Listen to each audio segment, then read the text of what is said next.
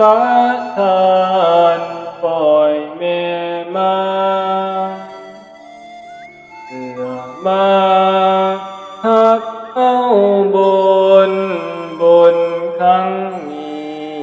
ใหญ่นักหนา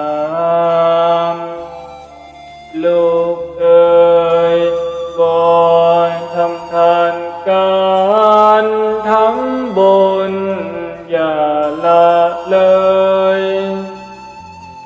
ตั้งแต่เจ้าเริ่มเกิดแสนประเสริฐแม่ดีใจข้าน้อมเลี้ยงเจ้าแต่น้อยจนเติบใหญ่ได้เป็นนายทั้งลูกหญิงและลูกชายเจ้าทั้งหลายบ่เลี้ยวเห็น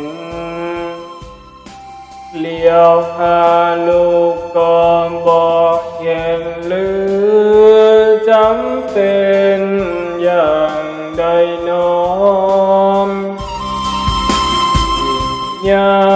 ณเลาะแต่เศร้าจนน้ำตาแม่เลียนไหลโมเขาได้เต็มกะตาแม่นี้นามบ่ได้เลยลูกเอ๋ยบ่ทำบุญที่แม่เลี้ยงเจ้ามาบ่แทนคุณบิดาและมารดา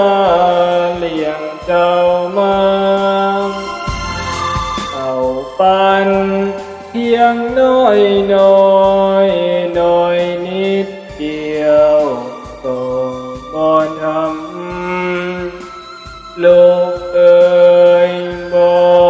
ทำทานบ่สงสารดวงวิญญาณบ้านเรือนแม่อยู่ไกลเดินบ่ไหวบ่ได้